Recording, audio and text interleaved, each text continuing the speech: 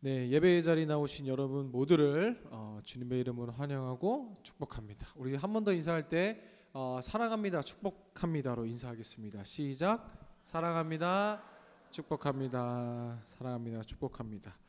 네, 조금 보충 광고 드리면요, 우리 1번 교우 소식의 김수진 자매님의 결혼식은 오전 11시 서울에서 진행되고, 또 교회 출발은 오전 9시에 또 출발합니다. 또 차량 없으신 분들은 교회 오전 9시까지 저희 교회로 와주시면 또 같이 출발할 수 있도록 또 도움 드리도록 하겠습니다.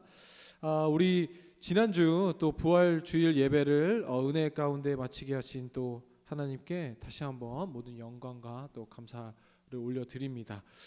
우리가 또 모든 날들 이 부활절뿐만 아니라 부활 주일뿐만 아니라 부활 신앙 가지고 또 살아가는 여러분 되기를 다시 한번 주님의 이름으로 축복합니다. 오늘 우리가 계속 출애굽기 3장을 이어서 나눌 텐데요. 또 한 주 지났다고 여러분이 또 잊을 수 있을 것 같아서 지지난주에 우리가 3장 처음 부분을 나누면서 어떤 일이 있었어요? 모세가 40년 동안 양을 쳤지만 뭐라고 성경은 기록하고 있습니까? 장인 이드로의 양떼를 40년간 쳤다. 그것이 우리의 인생과도 같다고 했죠. 평생 40년은 꼭 그 40년만을 이야기하는 것이 아니라 우리가 평생 수고하고 일을 해도 그것은 뭐와 같다 그랬어요? 결국 죄의 싹은 사망뿐인, 그렇죠? 아무것도 남지 않는 우리의 인생, 그것의 상징, 그것에 대해 어떻게 말씀을 기록하고 있다 그랬어요? 하나님의 산 호렙이라 그랬죠. 모세가 하나님의 산 호렙에 올라갔을 때 하나님께서 불타는 떨기나무로 모세를 만나 주십니다. 호렙은 무슨 뜻이라고 그랬어요? 폐허, 공허한이라는 뜻이라고 그랬죠. 그 폐허 같은 우리의 인생이 앞에 뭐가 붙어요? 하나님의 산 호렙, 그렇죠?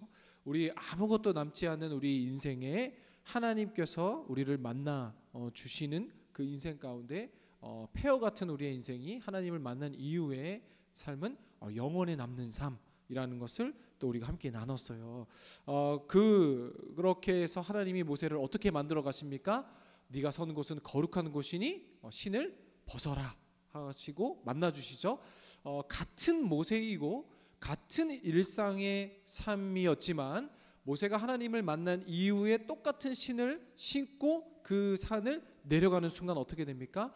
40년간 아무것도 남기지 못했던 그 공허한 폐허와 같은 인생을 하나님께서 만나 주시고, 똑같은 신을 신고 그 산을 내려가는 그 모세의 인생을 이제 완전히 바뀌어 세기의 리더, 또 이스라엘 백성들을 출애굽시키는 위대한 인물로 거듭나게 되죠. 그것뿐만 아니라 성경에서는 하나님께서 유일하게 사람을 향해 이는 나의 사랑하는 벗, 나의 친구라고 말씀해 주신 정말 정말 위대한 인물로 거듭나게 되는 모세의 모습입니다. 오늘 우리가 이어서 읽은 또 3장 이후에 이제 말씀인데요. 오늘은 또 좀 더 집중적으로 이 모세의 소명에 대해서 계속 나눠보려고 하는데요. 9절 10절 말씀을 우리 한번 같이 읽어볼까요? 시작. 이제 가라, 이스라엘 자손의 부르짖음이 내게 달하고 애굽 사람이 그들을 괴롭히는 학대도 내가 보았으니 이제 내가 너를 바로에게 보내어 너에게 내 백성 이스라엘 자손을 애굽에서 인도하여 내게 하리라. 아멘. 이제 본격적으로 하나님께서 모세에게 직접 말씀하시죠. 구절을 보면 어떻게 시작해요? 이제 가라. 그렇죠? 우리의 모든 소명이 뭐로부터 시작되는 거예요? 이제 가는 것. 그렇죠? 그 말씀에 순종하는 것부터, 가는 것으로부터 시작된다라는 거예요.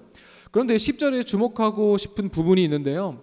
하나님의 일하심에 있어서 가장 중요한 건 무엇이냐면, 하나님은 자신의 구원 사역 그리고 하나님의 일하심을 행하시기 위해 항상 무엇 하신다? 이와 같이 모세와 같은 인물을 사용하신다.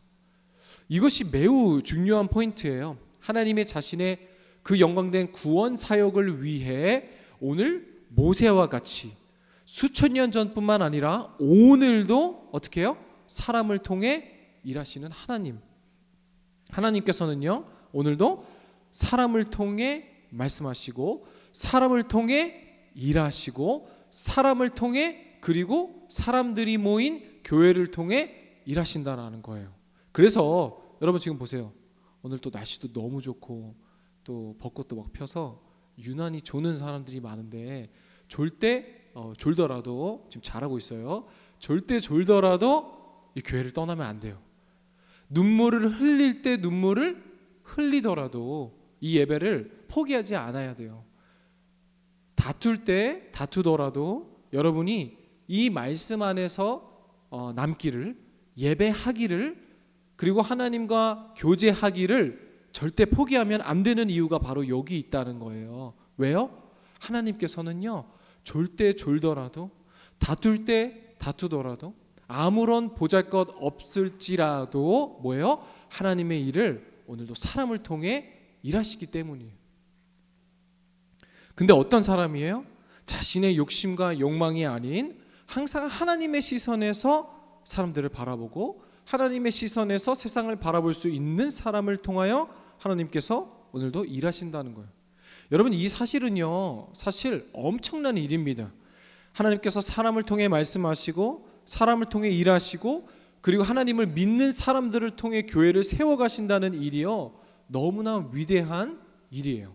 그래서 여러분이 지금 우리의 반복되는 일상과 매주 드리는 이 예배에서는 에이, 무슨 사람을 통해 하나님께서 이런 연약한 사람, 정말 이 아무것도 아닌 사람을 통해 무슨 하나님이 일하셔라고 우리가 잘 모를 뿐이에요.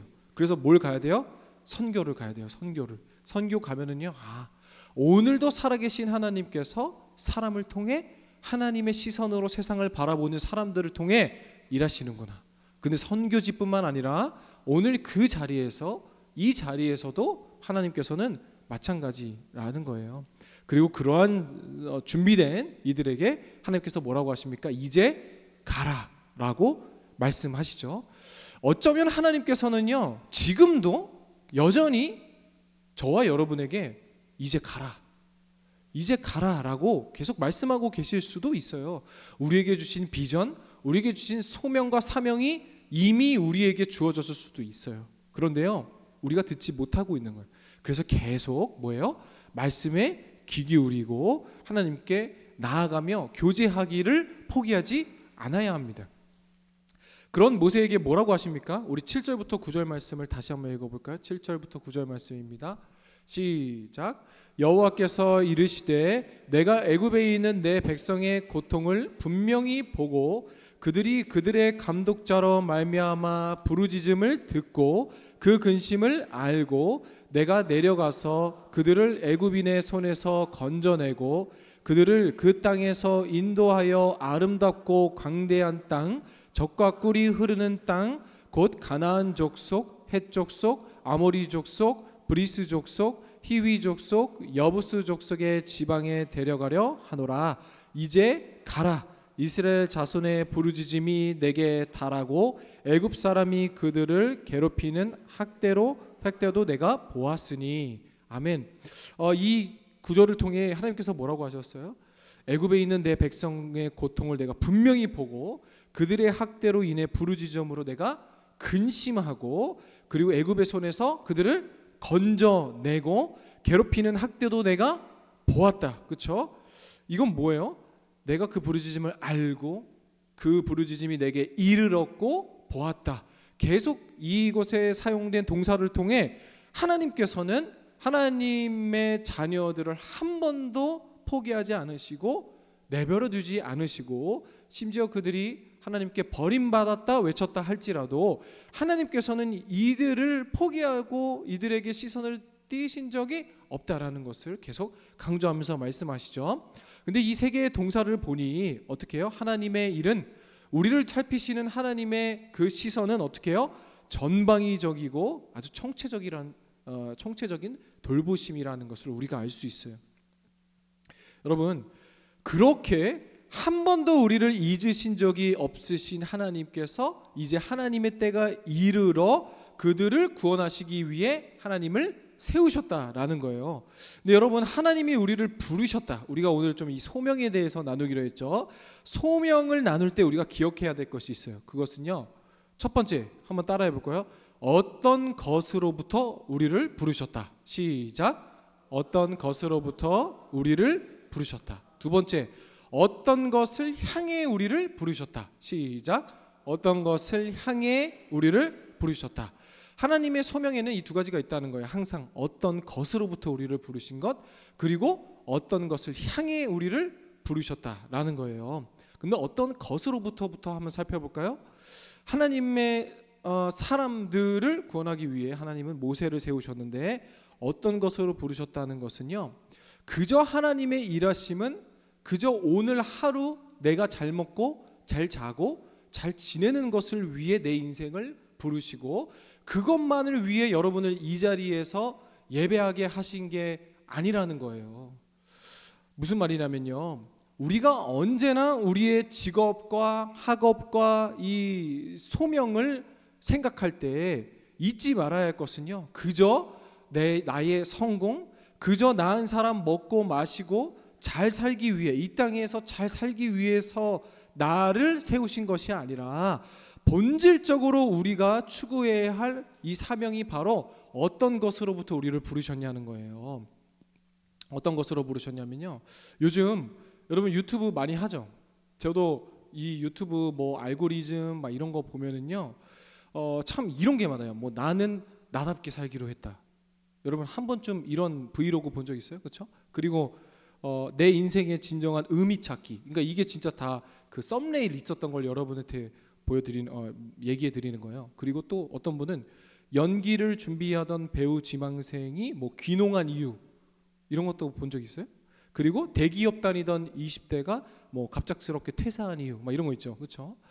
여러분 이런 것들을 보면은요, 우리 크리스찬뿐만 아니라 요즘 우리 젊은 시대의 모든 관심이 정말 내 인생의 행복은 어디 있는가, 그렇죠? 그리고 내 진정한 의미는 어디 있는가?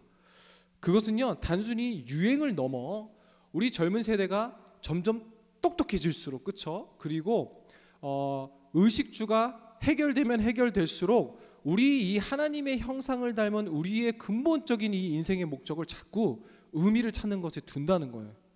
그거는 크리스찬뿐만 아니라, 그렇죠? 크리스찬뿐만 아니라 모든 하나님의 형상으로 지음받은 우리에게 알 수 없는 그 갈급함과 그 소명이 우리 안에 항상 있다라는 거예요. 그래서 우리는요, 자꾸 우리가 인생의 의미를 찾는 게 뭐예요? 이것이 나의 행복, 그렇죠? 나의 인생의 가치, 이런 것을 이야기하며 자꾸 내 인생의 의미를 찾는다라는 또 그 의미는요, 어쩌면 우리의 인생, 우리가 현재 내가 하고 있는 일에서 진정한 의미를 찾지 못하고 있다라는 것을 또 반증하기도 한다는 거예요. 결국 우리는 어쩔 수 없이 우리를 지으신 하나님께 우리 인생의 출제자이신, 그렇죠? 이 문제의 근본적인 해답을 하나님으로부터 찾을 수밖에 없다는 거예요. 근데 그것이 무엇이었어요? 하나님의 시선이 지금 어디 있는 거예요? 나의 사랑하는 자녀들의 부르짖음과 신음소리와 고통받는 소리를 하나님께서 들으셨다 그랬어요. 그래서 여러분, 만약에 우리의 삶을 하나님이 모세처럼 부르셨다라고 봤을 때, 여러분 우리가 지금 직장을 다니시는 분도 계시고 열심히 직장 취업을 위해 학업을 하고 있는 우리 학생들도 있고, 다 각자의 지금 그리고 이직을 준비하고 또 각자의 다 상황이 다를 텐데요. 여러분, 항상 우리의 시선이 어디 있어야 돼요? 그저 연봉과 시간과 뭐 나의 워라밸 다 좋아요. 근데 우리 크리스찬의 항상 이 우선순위의 모든 선택의 기준은 어디 있어요? 하나님의 시선이 향하는 곳에 가야 된다는 거예요. 그렇지 않으면 우리가 고민하고 해답을 찾을 수 없는 그 이야기가 바로 이유가 바로 여기 있다라는 거예요.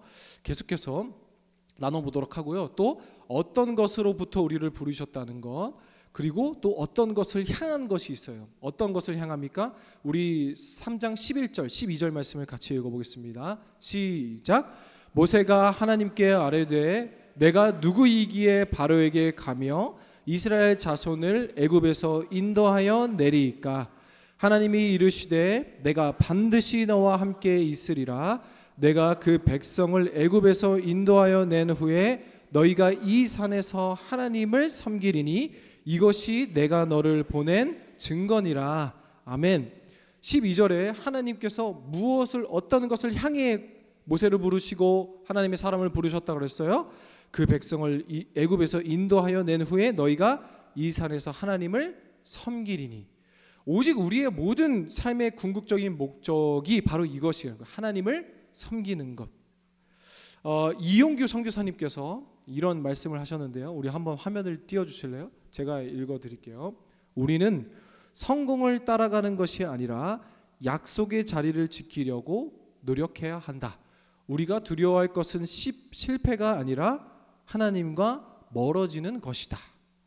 여러분, 우리를 무엇을 향해 부르셨다는 거예요? 하나님과 멀어지지 않기 위해 부르셨다는 거예요.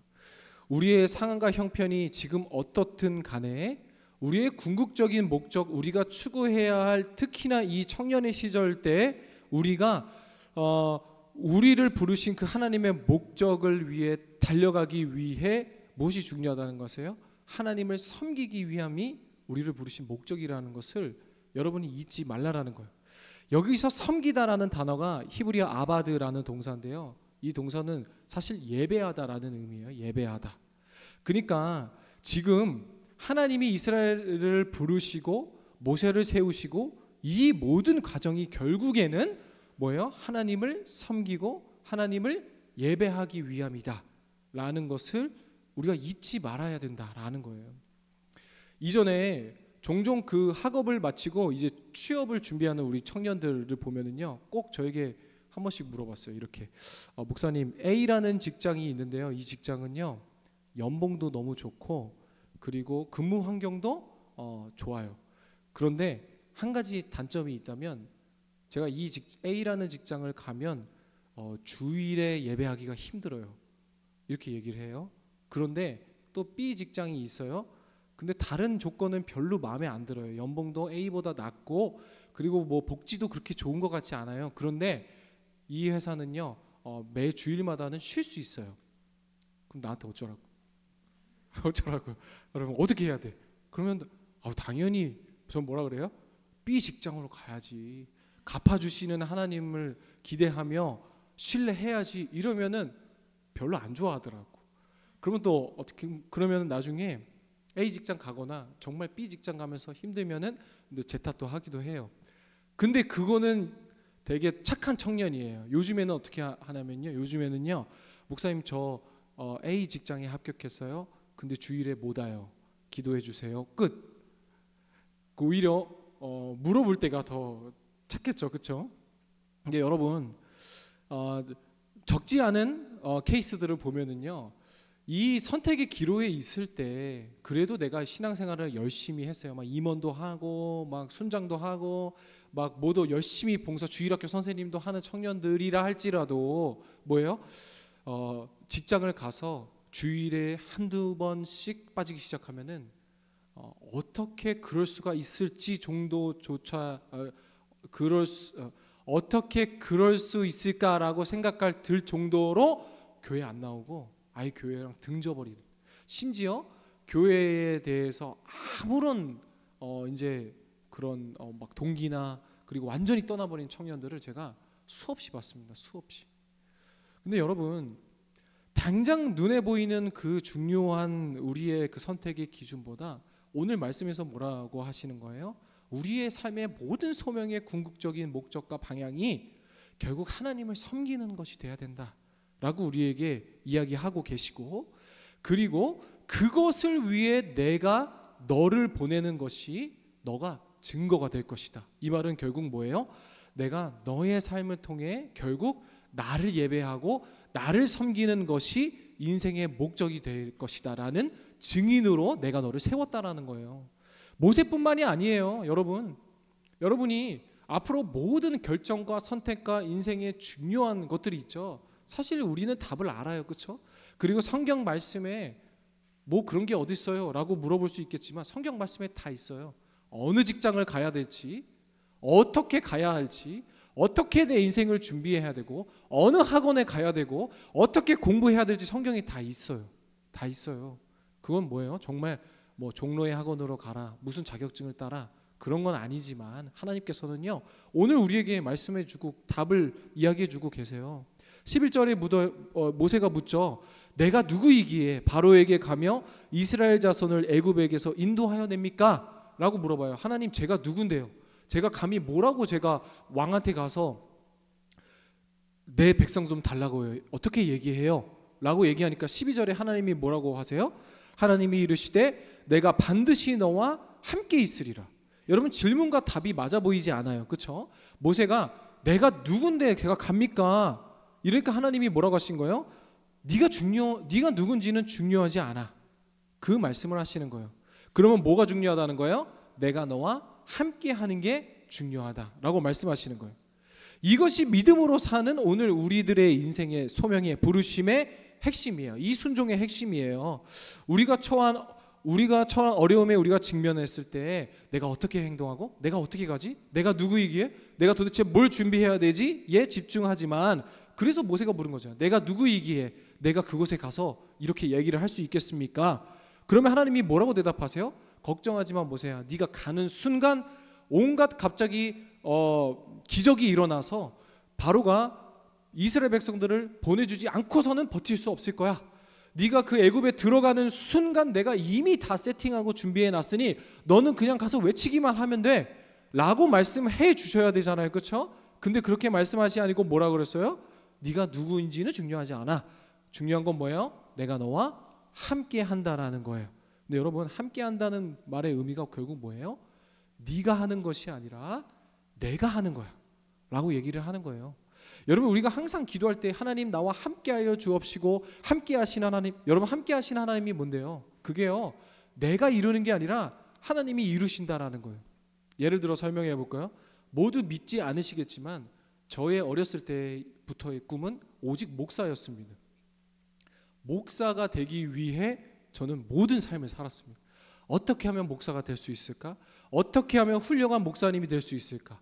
그래서 초등학교 때 항상 자기 꿈 그림 일기로 막 그리죠. 그럼 항상 강대상 그리고 위에 마이크 대고 서 있는 모습, 그리고 항상 그 앞에 주입식 교육인데 그냥 목사님이 아니었어요. 세계적인 목사님.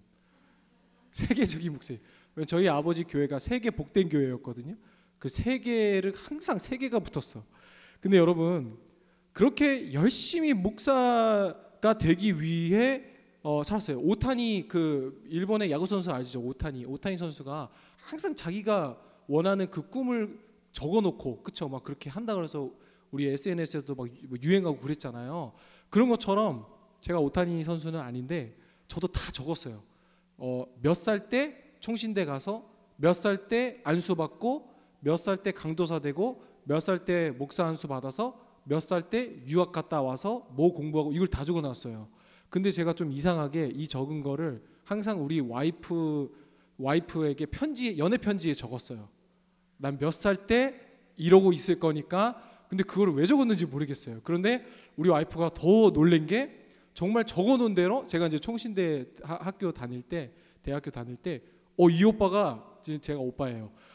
이 오빠가 적어놓은 대로 살고 있는 거야. 그래서 우리 와이프가 이 남자면 믿을 수 있겠다. 이제 그래서 결혼한 거. 그래서 남성분들이 연애 편지 할 때 매우 디테일하게 적는 게 중요합니다. 문자 보낼 때도. 근데 진짜 제가 그랬어요. 다 몇 살 때. 그리고 그래서 그 편지에 따르면 이제 곧 금방 유학을 가야 되는데, 근데 여러분 그렇게 이제 하다가 제가 이제 반올교회 와서 목사 안수를 뭐 얼마 받은지도 안 됐지만, 근데요, 제가 평생 목사가 되기 위해 사모하며 그날만을 기대했는데, 정작 이제 진짜 목사 안수를 받을 때가 되니까 너무 두렵고 떨리는 거예요. 내가 목사라고? 그러니까 그전에는 그냥 너무 목사가 되고 싶어서 살았는데 진짜 목사가 되려니까 이 말이 안 되는 거예요. 그래서 기도했어요. 진짜 앉으면 기도했어요. 이제 그 목사 안수식이 이제 그 노회 때 하잖아요. 그래갖고 앉으나 서나 새벽이나 저녁이나 그냥 그것만을 위해서요. 우선은 목사 안수식에 또 코로나 막 이런 것도 있으니까 은혜로운 예배와 안수식 될 수 있게, 그거는 물론이고, 근데 기도한 게 뭐냐면은 제가 진짜 창피한데 이렇게 기도했어요. 막 진짜 막 진지한 막 그런 막 고지식한 그런 기도가 아니라 이렇게 기도했어요. 하나님, 제가 목사 안수 받는 그 순간 우리 노예 목사님들이 제 머리에 손을 얹고 기도하는 순간 제가 다시는 화내지 않게 해주세요. 다시는 짜증내지 않게 해주세요. 다시는 분노하지 않고 넓은 마음과 어떠한 상황을 마주하더라도 삐지지 않고